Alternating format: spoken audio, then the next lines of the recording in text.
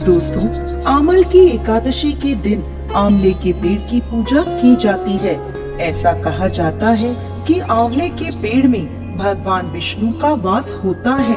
भगवान श्री कृष्ण ने गीता में कहा है, मैं वृक्षों में पीपल के समान हूँ तथा तिथियों में एकादशी के समान हूँ, जो मनुष्य के लिए कल्याणकारी है। यह आमल की एकादशी सभी पापों का नाश कर व्यक्ति को मोक्ष की प्राप्ति कराने वाली है।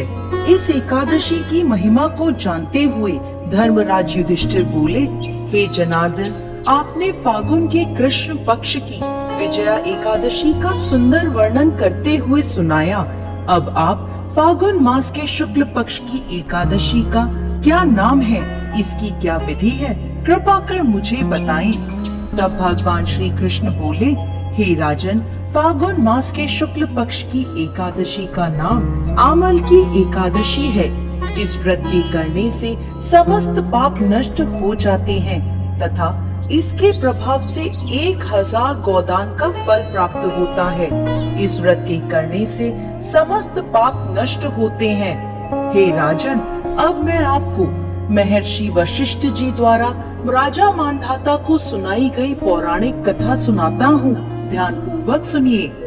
राजा मांधाता बोले, हे वशिष्ठ जी, यदि आप मुझ पर कृपा करें तो किसी ऐसे व्रत की कथा कहिए जिससे मेरा कल्याण हो।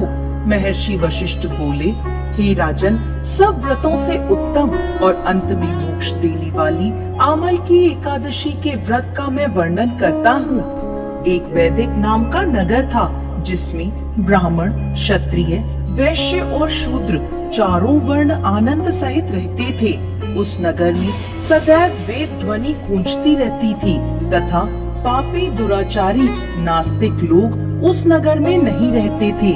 उस नगर में चैत्रथ नामक चंद्रवंशी राजा राज्य करता था। वह अत्यंत विद्वान तथा धर्मी था। उस नगर में कोई भी व्यक्ति दरिद्र व कंजूस नहीं था। सभी नगरवासी विष्णु भक्त थे तथा एकादशी का व्रत किया करते थे। एक समय फागुन मास के शुक्ल पक्ष की आमल की एकादशी आई। उस दिन उस नगर के राजा ने, प्रजा ने तथा बालक और वृद्धों ने सब ने मिलकर हर्ष पूर्वक व्रत किया। राजा अपनी प्रजा के साथ मंदिर में जाकर कुंभ स्थापित करके धूप, दीप, नैवेद्य, पंचरत्न आदि से आंवले का पूजन करते हुए कहने लगा, हे धात्री, तुम ब्रह्म स्वरूप हो, तुम ब्रह्मा जी द्वारा उत्पन्न हुए हो और समस्त पापों का नाश करने वाले हो। तुम्हें नमस्कार है। अब तुम मेरा अर्घ स्वीकार करो। तुम श्री रामचंद्र जी द्वारा सम्मानित हो। मैं अपनी प्रार्थना करता हूँ, अतः आप मेरे समस्त पापों का नाश करो। उस मंदिर में सब ने रात्रि में जागरण किया। रात के समय वहाँ एक बहेलिया आया जो अत्यंत पापी और दुराचारी था। वो अपने परिवार का पालन जीव हत्या करके किया करता था। भूख और प्यास से अत्यंत व्याकुल वह बहेलिया उस जागरण को देखने के लिए मंदिर के एक कोने में बैठ गया और विष्णु भगवान तथा एकादशी महात्म्य की कथा सुनने लगा। इस प्रकार अन्य मनुष्यों की भांति उसने भी सारी रात जागरण करके बिता दी। सुबह होते ही सब लोग अपने अपने घर चले गए तो बहेलिया भी अपने घर आ गया। घर आकर उसने भोजन किया। कुछ समय बीतने के पश्चात उस बहेलिये की मृत्यु हो गई। मगर आमल की एकादशी के व्रत तथा जागरण से उसने राजा विदुरथ के घर जन्म लिया और उसका नाम वसुरथ रखा गया। बड़ा होने पर जब वसुरथ राजा बना तो उसकी एक बहुत विशाल सेना थी जो धन धान्य से परिपूर्ण थी। वो 10,000 ग्रामों का पालन करने लगा। उसका तेज सूर्य के समान था। उसमें चंद्रमा के समान कांति थी। भगवान विष्णु के समान उसमें वीरता थी और पृथ्वी के समान वो क्षमा करने वाला था। वह अत्यंत धार्मिक, सात्विक, कर्मवीर और विष्णु भक्त था। वो अपनी प्रजा को दान आदि कर समान भाव से पालन किया करता था। एक दिन राजा शिकार खेलने के लिए गया। दैव योग से वो मार्ग भटक गया और दिशा ज्ञान न होने के कारण उस वन में एक वृक्ष के नीचे सो गया। थोड़ी देर बाद पहाड़ी से वहाँ कुछ डाकू आए और राजा को अकेला देखकर मारो मारो कहते हुए उसकी ओर दौड़ पड़े। वो कहने लगे कि इस दुष्ट राजा ने हमारे माता पिता, पुत्र पौत्र आदि अनेक संबंधियों को मारा है तथा देश से निकाल दिया है, अतः इसको अवश्य मरना चाहिए। ऐसा कहकर वो डाकू राजा को मारने दौड़े। अनेक प्रकार के अस्त्र शस्त्र उसके ऊपर फेंके।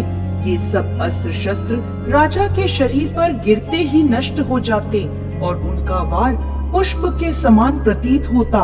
अब उन डाकुओं के अस्त्र शस्त्र उल्टा उन्हीं पर प्रहार करने लगे, जिससे वो डाकू मूर्छित होकर गिरने लगे। उसी समय राजा के शरीर से एक दिव्य स्त्री उत्पन्न हुई।